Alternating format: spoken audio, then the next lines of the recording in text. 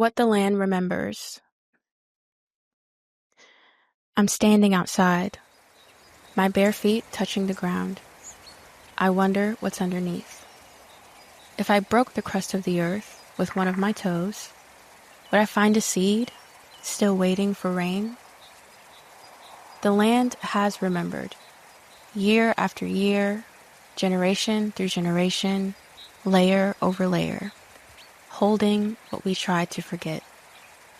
Everything buried is still becoming something new. Hope is already here, beneath our feet, waiting to rise. What would it mean to live on land that remembers you?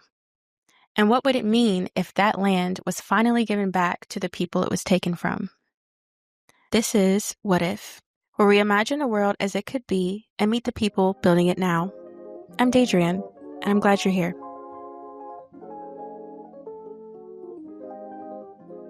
Today we're asking, what if we loved the land?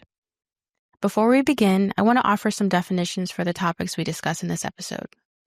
When we talk about land return or land back, we're talking about giving land back to the indigenous and Black communities it was taken from, restoring both the land and the relationship. Reparations in this context means repair. It's the work of restoring what was stolen and rebuilding community around that restoration.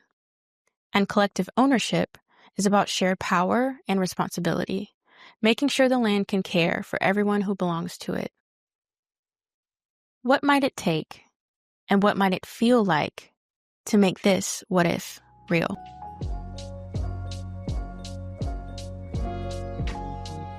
Today, we are joined by Brea Baker, freedom fighter and writer. She is the author of Rooted, where she weaves her family story of Black land ownership into the bigger picture of justice and belonging. And Brea, that is my formal bio that I wrote for you, but how do you usually talk about what you do? Well, first of all, thank you for the formal bio. I appreciate it. And the love towards Rooted. I describe myself as a freedom fighter and a writer in that order. I came to writing through activism, not the other way around. And I see writing as a vehicle for me to continue my advocacy, connecting people to calls to actions and ways to not just dream of a better world, but actually work towards it, and to feel like it's not only their responsibility, but their right, that they deserve to be able to shape their future, as opposed to inheriting something that's just not working for them. Yeah, that's beautiful, and I love that. So that kind of leads into my first question to kick us off. What feels most urgent right now? And I'm sure a lot of things feel really urgent, but what are you most focused on right now in this moment? I mean, I think generally political imagination. I think people are so dejected. I think in a best case scenario, people believe that electoral politics is their only way to vote for the world and plan for a world that they want to see.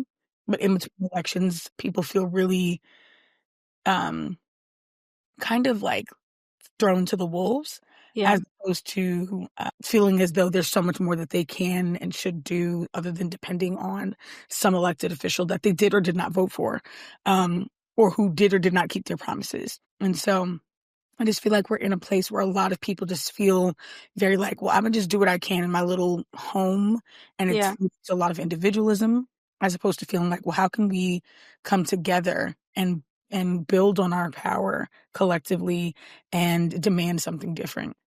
And I see in other countries these beautiful, massive protests, and just I'm just like, why don't we do that more? Yeah.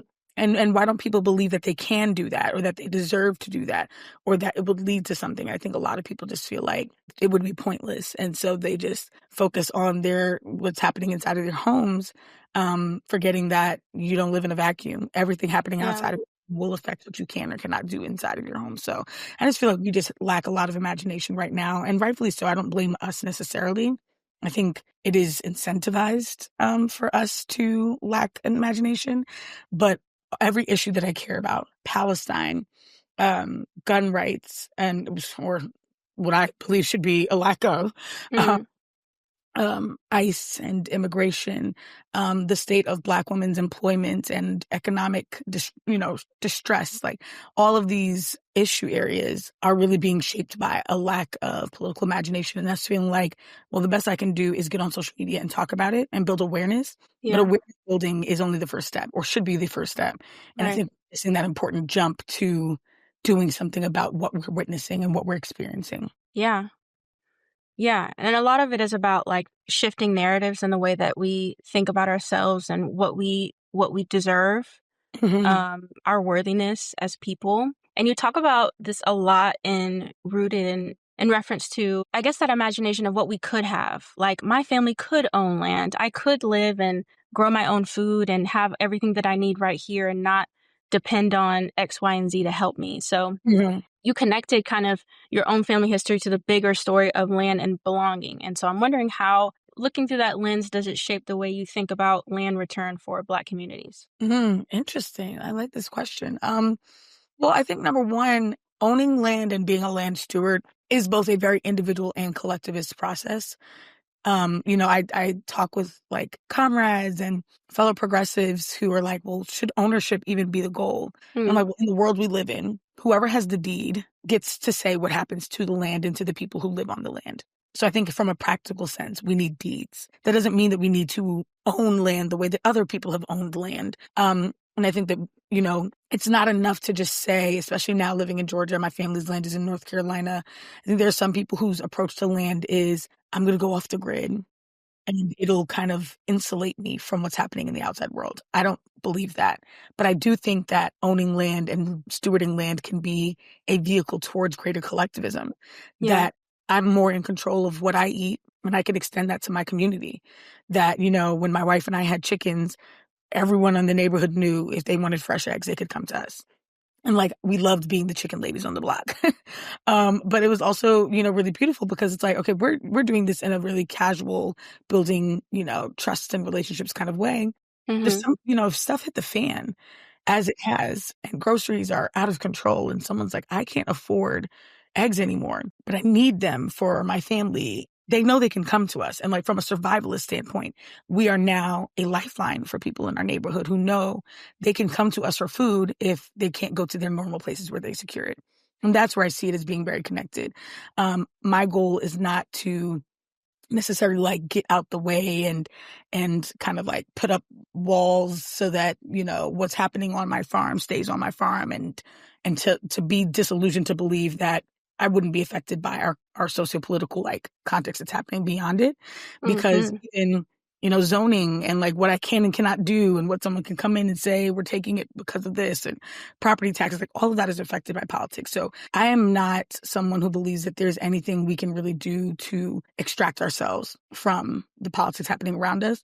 But I think there are ways that we can say, I'm going to model a world that doesn't quite exist on a large scale yet, but Yeah. prove that it is possible, like bartering, right? Or like just again being a source of freshness and not trying to extract from every single inch of the land, but saying like, okay, we're growing here and that's really beautiful, but also it's important to leave some of it for the animals. Like there are natural habitats here, and I'm not trying to take over everything and make everything clean rows of my vegetables when there are deer that need that land, when there are beavers who need that lake, when there, so I think there's an element of like survival culture that is like growing stronger that I think can be both important, but also makes me nervous because again, it leans into individualism.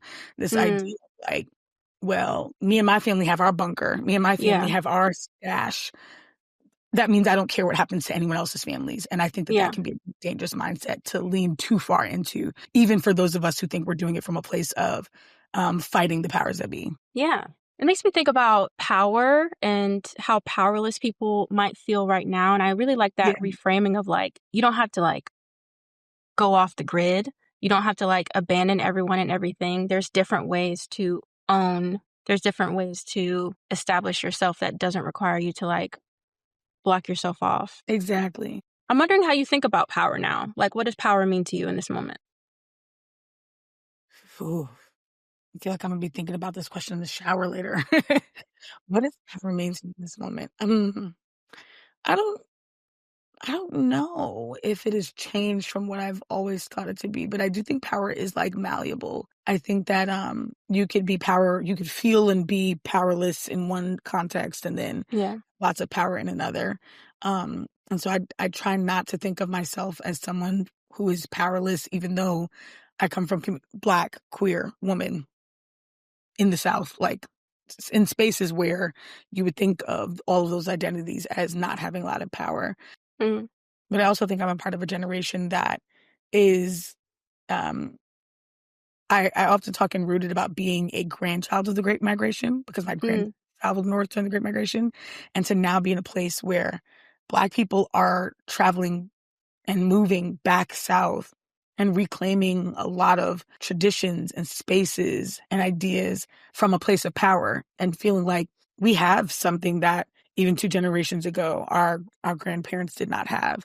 yeah. Um, and like information age and technology. So I don't know. I think of just power as maybe just the ability to change the world around you Yeah. and make it something that better fits your vision. And so I think there are people who do that in more evil ways of like, I'm trying to hoard power and money and access. And then there are some people who are doing it in a way of like, let's make everything more equitable and accessible. And it's like those dynamics, like going head to head and seeing like whose vision of the world wins. Mhm. Be a world made by and for billionaires, or is it going to be a world made by and for like all the rest of us? Yeah. And and I think we'll be fighting that war for many generations to come. But it reminds me of that Arundhati Roy quote that another world is already on Yes. her way, and I can hear her breathing and Yeah. sonification of that world we're working towards. That it's not some like theoretical, I'm never going to see it, but it's like she's on her way, and like we're seeing glimpses of her, and our Yeah. kids will see even more glimpses of her, and our grandkids will see even more glimpses of that world. And Yeah. our job is just to get closer and closer and keep inviting that world in, and like just it's like watching a tug of war, and it's like there's the people who just like try and pull and pull and pull, and then the Mhm. people that are like slow and steady wins the race, and like I think that's what I hope we're doing. Yeah. And I guess when you zoom out to, like, political strategy, there's a big gap between those glimpses of the new world that we're seeing and actual tangible policy change. What do you think really moves resources or land into the hands of community, and what do you think could do it now? Well, I think the glimpses of the world can be policy change. I Mm. think some of it is like changing cultural norms because I think we learned that you can have policy change in one political administration and then the next one undo everything. Yeah. And so I think it's definitely realizing that they have to go hand in hand Yeah. because I, I have my critiques of the Biden administration for damn sure, and the Obama administrations, both terms. But there are some really great things that they did that got rolled back so fast that it's just like we have to have more staying power. So Yeah. sometimes the answer is policy change. Sometimes that is one of the easiest things to roll back when you have that white lashing that comes from the conservatives taking power. Um, but I do think that when it comes to like redistributing resources in a very explicit way, that can happen through private and public sector. I've Yeah. seen, even like when people talk about, because I talk a lot about reparations in Rooted and in my general life, I just absolutely want to see that in my lifetime. And people are like, it'll never happen. And my counter to that is it's actually already happening right now. Yeah. That means that nonprofits are buying up land and then deeding it over to Black and Indigenous people. That means that land banks and climate justice groups are giving land back. That means that private citizens are engaging in relationships. There are nonprofits like Resource Generation that exist literally to advise wealthy people or people who are about to inherit a lot of wealth and land on how to give it away in Yeah. really radical ways. So like it's happening. And then there's the narrative work that's happening too. So like, guaranteed income pilots have been happening for years and years and years. And not just in California, because I think that, a lot of attention goes towards the California project and they are incredible models. But then that gets used against the movement to say, well, the rest of the country is in California. And it's like, okay, so then Yeah. how do you explain Asheville's reparations commission? And how do you explain that Atlanta is doing reparations projects for college students and high school students right now, and giving guaranteed income to low-income students and to Yeah. single mothers? Like, there are cities across this country, in the South, in the Midwest, in the North, in the West, that are engaging in this sort of reimagining of like, how can we make this economy work better for us? And I think that those pilots are really important. It reminds me of something that I think Octavia Butler said, when she was asked, like, well, what's the answer to like all of these problems? She's like, there is no single answer, which can make some people feel like, great, so we're hopeless. But then she continued and said, there are millions of answers and you can be one of them. And I love that concept, because I think so many of us, which leads to the lack of political imagination, are waiting for some superhero-like leader to come in and be like, here's 10 policies and your life is forever changed. Yeah. It's not going to look like that. Like, our Yeah. electoral politics system is not set up for that sort of candidate to make it as far as they need to make it to do it. But what could happen is that on a local level, you get a really great mayor, like New York City is about to get Mm-hmm. Donnie. You get some really great school board members who overhaul a curriculum. You get some really great nonprofit leaders and funders who collaborate together on building out alternatives to policing and make it easier for folks to get the help that they need and get the safety that they need without calling someone with a taser and a gun. And like, Yeah. over time, it builds up to you feeling like, hey, I feel safer, my needs are more met, and I'm not having to depend on like surveillance and bars and weapons to do it. Like, this is pretty cool. And so I think that that is something that excites me, is the idea that I don't think I'm going to, or that any one person is going to have all of the answers, but I could be a part of like 2 or 3 of those. And like, that could be enough. And if that is exciting enough, hopefully it encourages someone else to be like, wait, you did that where? Send me the language that you used to get that law passed. Send me the funder information that you used to, like, what funder helped you make that Yeah. happen? What community members built out a mutual aid network that we could build out something similar? I think we saw that during COVID in such a really beautiful way, was Yes. people coming together and saying, no, the federal government's not really doing anything but giving out $1,200 one time. That's not going to be enough for most people. But I saw in Seattle they did this, and I saw in New York they did this. And so now you've got community fridge networks all over the country. You had people giving out PPE and doing all sorts of really beautiful things. And that's what I think is going to be a real redistribution of resources, is on like a hyper local level. People just deciding, well, what can I do in my city, in my neighborhood, in my borough, and watch that just like radiate out. Yeah. And that reminds me of like how you keep your own imagination going, because the work that you do is really heavy. Of course, being in it and living it every day. How do you keep your own hope alive? And you mentioned, seeing those things that people are doing, seeing the future coming. Yeah. But what are other ways that you keep it alive? Yeah. Yeah. Definitely the one that you already mentioned. I feel like it is so important to be in real community, because I think, especially, I'm like straddling this line where I'm a young millennial, so sometimes I get lumped into Gen Z spaces, and then other times I'm like, but I feel squarely millennial. But I'm just in a lot of intergenerational spaces, and I think that matters, because if you only exist on social media, or you only exist in your little corner of the world, and then shit hits the fan, it's easy to feel like there's nothing good happening.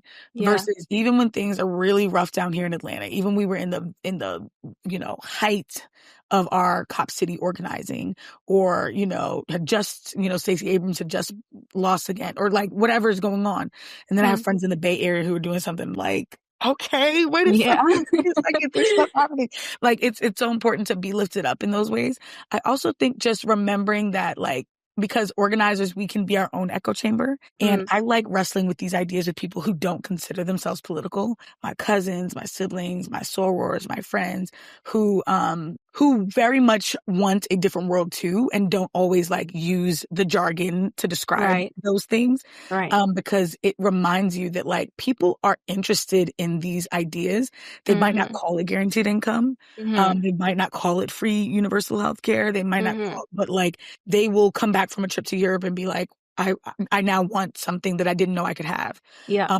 They will go, they will hear or see something on TikTok and be like, this is happening somewhere else, or they will just lament like, well, what if it could be like this? What if, like, let's actually go there. Yeah. And then lastly, I would say, or like the two last things I would say is being a young mom has definitely radicalized me even more. And I didn't think it was possible because I was already very radical going into motherhood. Mm-hmm. But having kids really affirms like, I am so invested in leaving behind a very different world for my sons. And like, I'm raising two little Black boys and they just deserve something so vastly different from what I got. And I know that that's how my parents and their parents thought about us. And even with all of the mess that we have to deal with, there are things that have gotten better, like have opportunities and access that my grandparents literally could only dream about.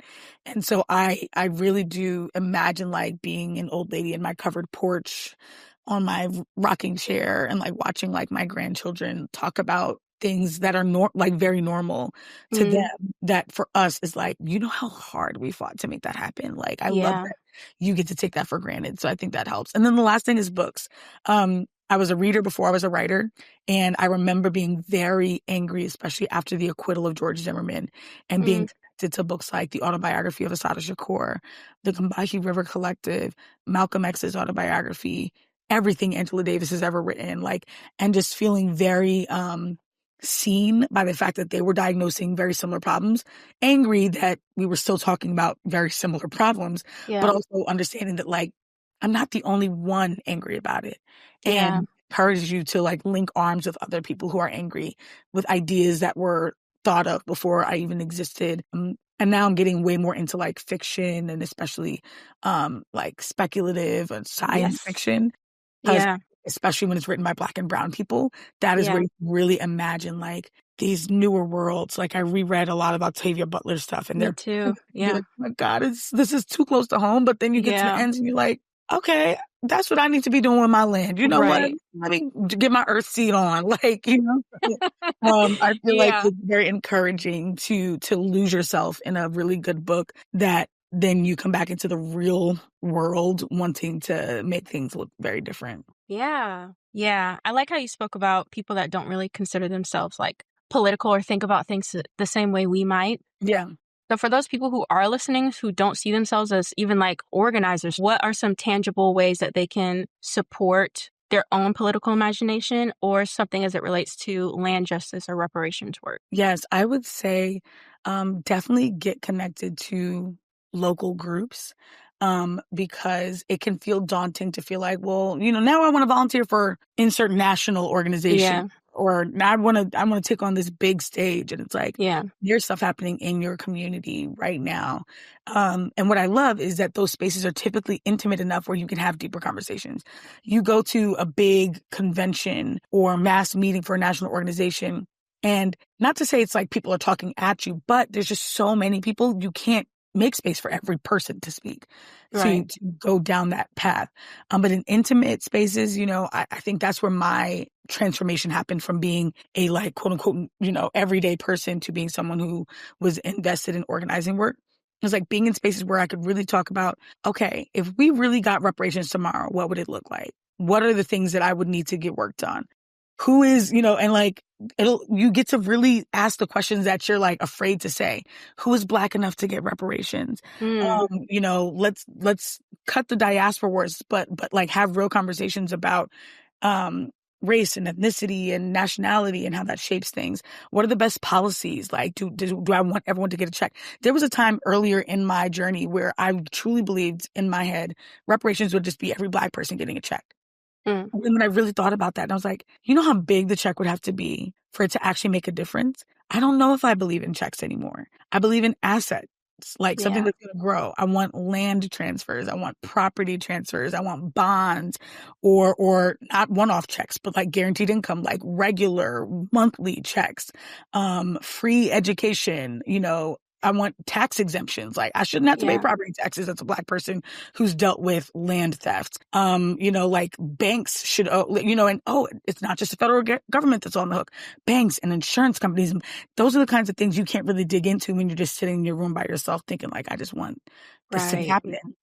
So I really would encourage people to find a local space, a local organizing group that does like book clubs and film screenings and just other meetings and sessions where you can voice your concerns and link arms with someone who's saying, I had that question too once. Here's my answer. It doesn't have to be the answer, but I'm Mm-hmm. curious how that makes you think about that question differently. And I think that matters so much. And so if you're someone who's specifically wanting to do that around reparations or land justice, if you live in the states of New York, Illinois, or California, it is really easy for you to get connected because there are reparations task forces in your like statewide task forces. And in New York, at least, they do hearings and meetings all over the state. So I'm from Long Island. They do several in-person meetings in Long Island, et cetera. If you live in a city like in Asheville, or, like you can Google your nearest city and the word reparations and see if there's a local task force, even if not a statewide. And if there's not one, there's organizations like BLIS, Black Liberation, Indigenous Sovereignty. Shout out, Liz. I love me some BLIS. I love me some BLIS, who are doing great work around just like narrative change. And you can find out more about creatives and artists and academics and nonprofits that are talking about reparations and that you can be connected to them too. So that's what I would encourage. But even if it's just like, you know what, me and my group chat want to talk more about this. Let's create some informal way for us to do this. Let's read this book together and talk about it. Me and my line sisters read together a lot. So like you're in a sorority and you're like, y'all, let's do more than just talk about the next party, barbecue, whatever. Yeah. Like new book on reparations just dropped. Like legit. Yeah. Let's chapter together or two and talk about it and see what we could do differently and how it might change the way that we relate to the people around us. Yeah, it was really good. I have one question before my final question. I'm thinking a lot about, well, first I'm thinking about how woke is basically a slur now, but there was a time when I'm thinking like 2020 where everybody was woke, and thinking about how much people cared about Black lives and Black Lives Matter and the movement and how vocal everybody was and how it's kind of gone literally the reverse way. Yep. So thinking about in your work with land and reparations, in this moment where we're almost triaging different issues, like we're not talking about land right now. We're not talking about reparations right now. We're talking about immigration. We're talking about the prices of eggs or whatever. How do you keep that kind of North Star top of mind? Yeah. Well, I mean, on the one hand, I feel like we talk often in progressive spaces about all of these issues being very interconnected. Mm-hmm. And I get that there are moments where it's like, okay, this group is under like immediate attack and we have to, have that conversation in a real way. But I often feel like it's important to make the connections for people to understand that it's not like I'm dropping this issue that I care about to pick another one up. It is my care for this issue that allows me to care about this other one. So for example, especially around Palestine, I mean, my son is 2 years old. My oldest is 2 years old. So he does not understand really, but we do political education every day. Wow. Started when he was really, really young. Just because it's like, I feel like if I do it from this age, then by the time he's older, he'll actually be asking questions and it helps with development and all that other stuff. So anyway, so when I talked to him about Palestine, I talked to him about it through the context of our family. And I'll say, Grandpa, like my grandfather, his great grandfather, Grandpa fought so hard for land in North Carolina. And remember, that's the land where we go for this holiday. And remember when you got to play with Zen outside and we did all this fun stuff by the lake, and that land is made possible because of his love for land. And right now there are people in a place called Palestine who love their land so much too. And maybe their land looks different from ours. Maybe they don't have pine trees, but they have olive groves. Maybe they don't have lakes and ponds, but they have, the sea, and they love their land too. And right now their land is being taken from them to create and like making these connections. So it's like, so as much as we fight for our land in North Carolina, as much as we would hate if somebody took our land, we have to fight with people who are seeing their land being taken away, who are dying because somebody believes they don't deserve to live on land that their grandparents fought so hard for.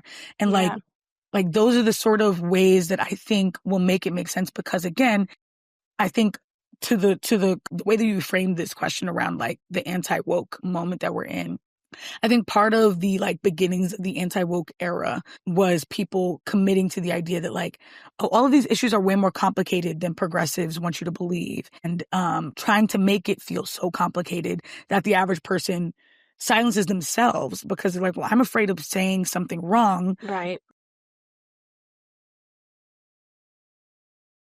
As these people were born here, their parents were born here, their grandparents were born here, and now they're being removed to make settlements. Yeah. When talking about ICE, like, you know, like just being able to make these connections of, well, mommy was born in Chicago and mama was born in New York, but now we live in Atlanta and we're making it our home. And it is important to not erase local culture and, to be regenerative, but also we have the right to move around. And Yeah. what happens if you try to move around to make a better life and someone puts you in jail for it? Oh my goodness, that would be so bad, right? And like making it as easy as it actually is. Like the things that are complex, potentially how we word the solutions, how we Yeah. draft legislation, but understanding like what is right and what is wrong is nowhere near as complex as they try to make it. And I think it is so important in this like woke versus anti-woke era to be like, they're trying to confuse you with like, oh, well, I love Black people. I just don't believe in critical race theory for kindergartners. Like that's not what is happening. Right. Stop. Critical race theory is like legal students in law school who are grown adults. Right. Stop. That's not what's happening in your child's kindergarten class. What is happening in your kindergarten class is they're talking about empathy, and they're talking about Black History Month, and they're talking about Juneteenth. And that's not a bad thing. These are things that happened in a place where your kids live, and they should learn about it. And they should know how to relate to my child with respect and love, not tolerance, not disdain. And like, it can be that easy. And so we talk about that all the time. Like my child goes to a Montessori school with mostly South Asian and East Asian children. And so we're telling him like, it's okay if you go to school with people who don't speak your language, or there are ways for you to connect. They don't look like you. You can connect to them in different ways. And again, so he's not fully understanding everything that I'm saying, but you start this young and hopefully it becomes so second nature. That's like, why would I ever not? And I think that's what they are against is like making it normal and making it easy to know what is right and wrong. They want you to be confused and say, well, if I work hard, I should be a billionaire. No, you didn't earn that on your own. And I just saw something today that was like, if your workers are on food stamps, then your shareholders shouldn't get a bonus. And I was like, if your workers are on food stamps, you shouldn't have shareholders. Like, like we have normalized things that should not be normal. Why are we even beholden to certain economic ideas? And I think the more that you are forced to interrogate and ask questions as opposed to like accept things as they are and then be like, yeah, actually, I don't want to call myself woke because we're believing the version of that word that they're telling us. It's like, no, I'm reading all these words. I'm woke, all the stuff. I never dropped it. It's not a fad for me. And we shouldn't drop it either. And like, and it shouldn't just be our kids who are learning it. Cause I'm very much aware that I'm probably talking to my son about stuff that his white peers' parents are not talking to them about. So my kid is going to school so much more aware of the world than his white peers have to. And like, this should be their responsibility even more so than the children of those who are on the receiving end of it, Yeah. That's amazing that you teach your son that. And I think it just literally shows exactly how easy it is to talk about these things. I love it that can so be much. so easy. And there's so many good kids books out there now. Like he loves A is for Activist. He loves, and it's so funny because now like I read these books to him so much that I memorize them, and they're like, C is for co-op.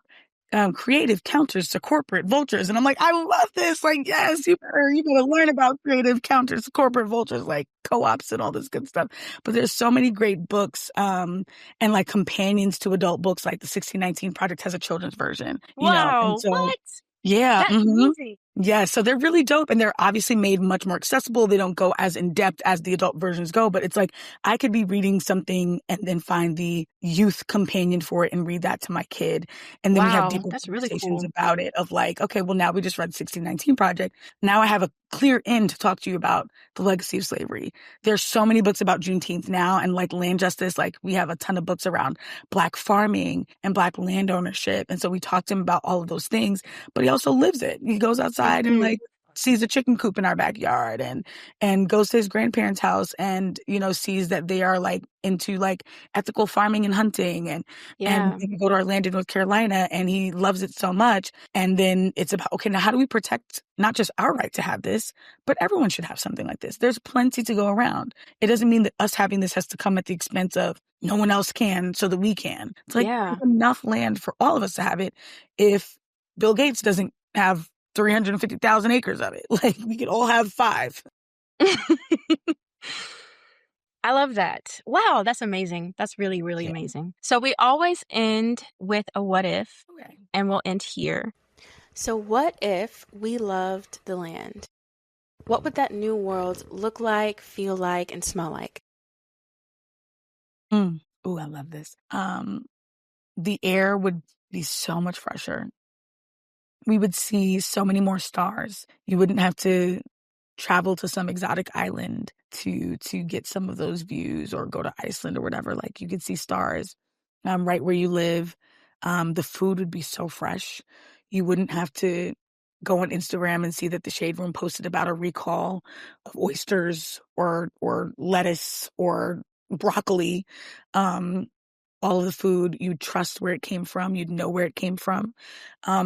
You might know your farmer's name. Like you might know I get my eggs from Brea and I get my groceries from Jonathan and I get my meat from this butcher who raises the animals himself. The public parks would be so beautifully tended to, and you'd see native folks foraging and fishing. You would see, instead of just like regular lawns and random green plots in the middle of a highway, you might see like vegetables and fruits growing there. You might walk down the street and pick a mango or pick an apple, depending on where you live, and you would know what's in season. You wouldn't expect fruits all year round, but you'd know, oh my gosh, the plums are so good right now. I can't wait to walk down Nordstrom Ave and grab some plums that are just available and accessible.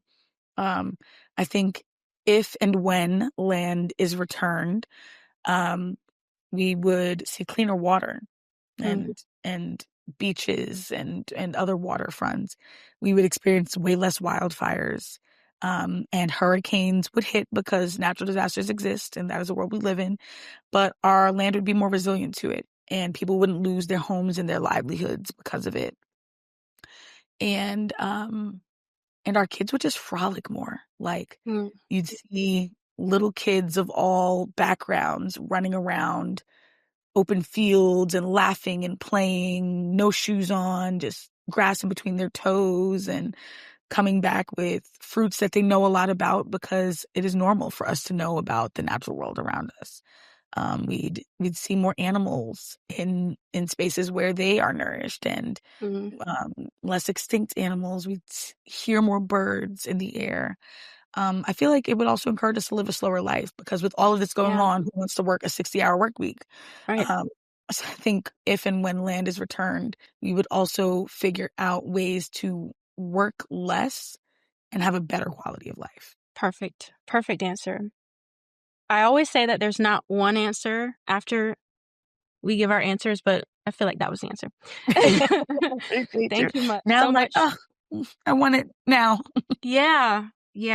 But that's the goal, is for the vision to be so exciting that you're like, wait a second, that's possible? What do I got to do to make that happen? So if you're listening and that sounded good to you, look into land return projects near you, what climate justice groups are and are not doing, and encourage them to, hey, have you considered getting involved in land redistribution projects? And I've heard that there's some other nonprofits in other parts of the country that are, and we need that here.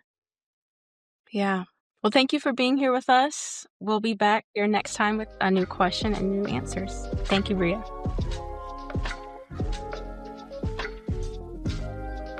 This is What If, a podcast by Common Futurists. What If is hosted and produced by me, Daydriane Chapman. Cover art is by Kat Janes. Music is by Sam Barsh and Luna Ray. For more What If content, follow us on Instagram at Common Futurists. The future starts in our imagination and in our inbox. Send your thoughts and dreams to whatif@commonfuture.co.